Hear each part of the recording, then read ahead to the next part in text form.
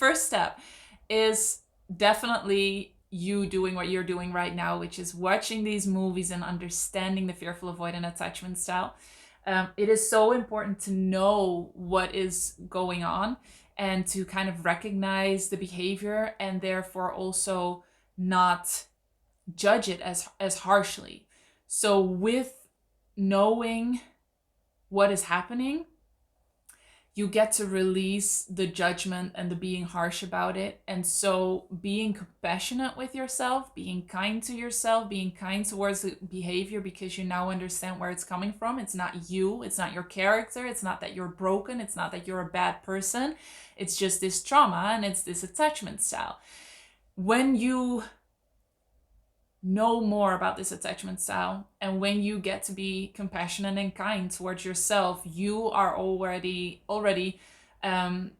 setting a very big step towards healing, because the driver of a lot of this behavior in the fearful avoidant attachment style is shame.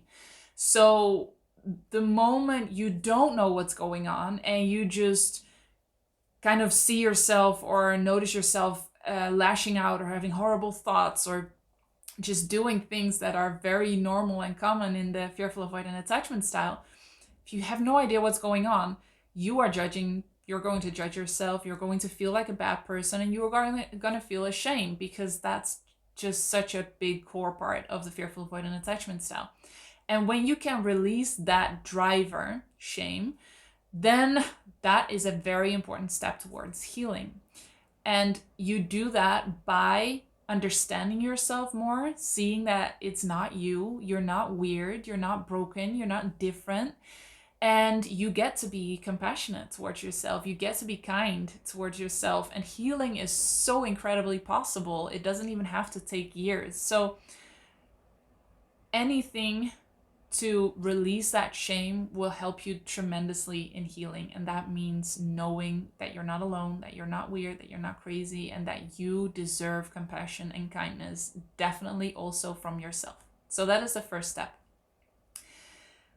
The second one is learning about secure attachment, because if you don't have kind of a vision of where you're going, of what secure attachment looks like, you can still heal, but it will be a little bit more difficult. It's always easier if you have this vision or this image of what it looks like or what it feels like, so that you and your fear brain knows what you are working towards, because your fear brain is the one that you have to get on board. That is the one that will push the brakes, that will cause a lot of resistance.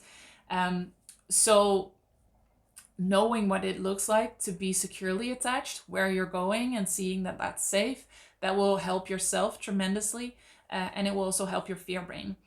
And within knowing a secure attachment and what it looks like, there are specific things that are very important to know in order to heal faster. One of which, for instance, is knowing that you are not responsible for the feelings of others. A lot of fearful avoidants believe that they are completely responsible for how other people feel. They have to kind of see it coming when somebody doesn't feel good, gets angry, gets sad. And when they do have those emotions, a lot of fearful avoidants feel like it's their fault. So knowing that you are not responsible for the feelings of others, and really knowing what that looks like and what a securely attached person would say, that would help a lot. I have a video on reactions that securely attached people would probably have. You can watch that video. It will give you kind of a glimpse of what a secure attachment looks like and what secure reactions look like, so that that's the reaction that you start to expect from people. And any other reaction, which can be anger, which can be disappointment, you know that that's not you. It's their attachment style, it's their trauma, it's their beliefs, it's their thing. And you are not responsible for that. Nobody has a right to your time, to your energy, to you. So that was the second step. Then the third step is to release the trauma and the emotional charge around limiting beliefs. And obviously this is a big one. It's not something you do in a day, especially with the fearful avoidant attachment style. Usually there's a lot of different kinds of fears and different kinds of trauma. That doesn't mean that it's too complicated or that you are too broken. Absolutely not. You can heal, you will heal, and you will heal faster than you think right now, because you're this sounds so weird, but because you're watching this video, because you're already doing the work right now. So there's a lot of different ways to heal trauma. There's so many. I'm so grateful for that, but there are so many therapies, techniques, methods to heal, so that it doesn't come down to you just talking to a psychologist. Nothing wrong with that. That can absolutely help and have its place, but with the fearful avoidant attachment style, a lot of the trauma is stored in the body, and that's why a lot of the behavior that you have and the thoughts you have feel so instinctual. They are not you. It's not your character. It's just that they are stored in the body, so it's not a conscious choice to think them or to feel that way. And so what you might want to find is a way to release that trauma from the body, from your energy system, if you want to call it that, and release the emotional charge around those limiting beliefs so that they don't have an influence on you. Because it's not necessarily the beliefs that you have that influence your world, your life, your behavior, your everyday thoughts and feelings. It is the emotional charge around those limiting beliefs that make it hard to just live your life in freedom. So when you release the negative associations that you have around certain beliefs, around certain thoughts, around certain feelings, it will be so much freedom for you. But then they won't have any power over you anymore. And of course, you also get to choose what beliefs you want to install, what beliefs you want to believe. So the releasing the trauma and the emotional charge around limiting beliefs, there are different ways, and what the technique I love the most, and I talk about it a lot, is the emotional freedom technique. And I love that because there's so much you can do by yourself. I healed around 90% of the fearful avoidant attachment style by myself, by just tapping. That's what it is. It kind of looks weird if you don't know what it is. In my room for hours, and it took me a long time because I had no idea what I should do, what I should focus on, what the core wounds of the fearful avoidant attachment style were, for instance. I do have a video on that too, so you can watch that too. So with all these videos and the crazy amount of very good information there is on the internet, Thais Gibson, for instance, also talks about attachment style. She has some very valuable information too. There's just so much more known, and so it is much easier for you to know what to work on. I would always prefer you work with somebody, especially if there is very severe trauma. But I know that is not always possible financially. So I do understand the need to have something you can do on your own when you don't have the money to invest in a program or invest in a therapist or in a coach. So the emotional freedom technique really is a good one for that. I have a few videos that have tapping in them. If you want to see more videos, Brad Yates is a very good one. He has a lot of videos, not necessarily on the fearful avoidant attachment style. I don't think he talks about attachment styles at all, but on very specific topics. He's just amazing at what he does. So you can watch a few videos that are very relevant to you and just tap along, and then maybe you kind of get the grasp of what this whole tapping thing is, and you can start applying it to the things that you struggle with and the things that come up. So that's step 3, and that's a big step. And for some people that takes a few months, for some people that takes a few years. If you don't have very specific help, obviously it might take a little bit longer, but again, I don't want you to get discouraged by that. You can do this yourself. I am 100% sure that you can. And it doesn't have to take years and years and years. Step 4 is releasing the fear around being happy and connection.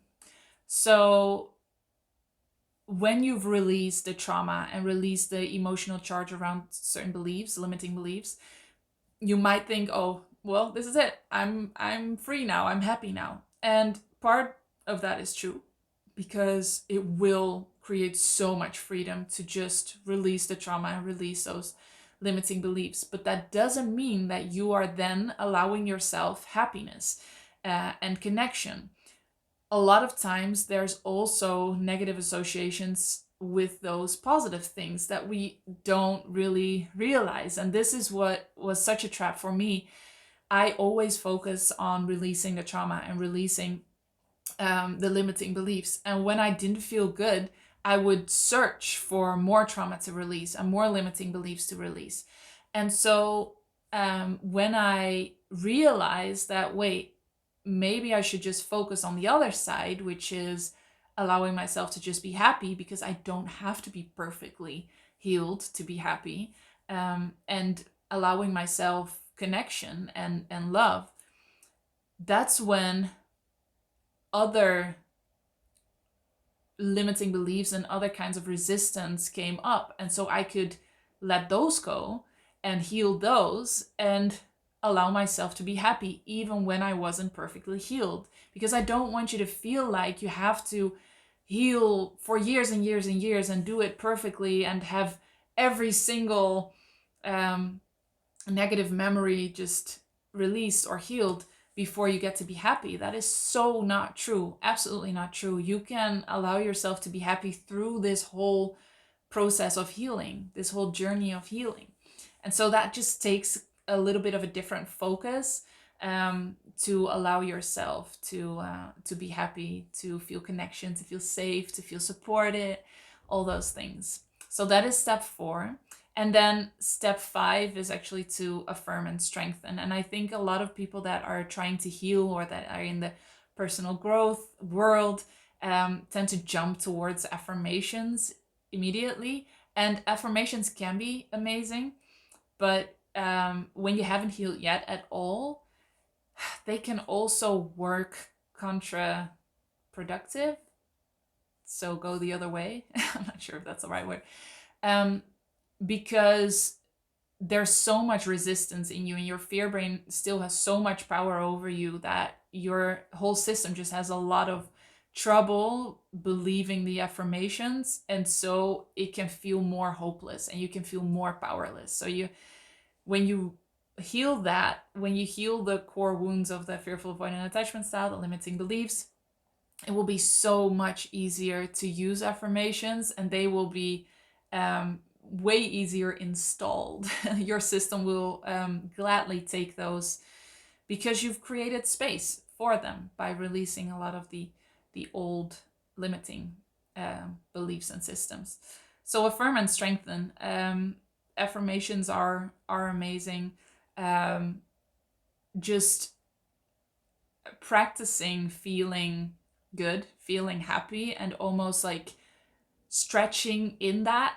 I don't know how to say that. It almost feels like you have to like wiggle your way in there, because happiness and feeling safe and supported doesn't really feel familiar for you as a fearful avoidant, probably.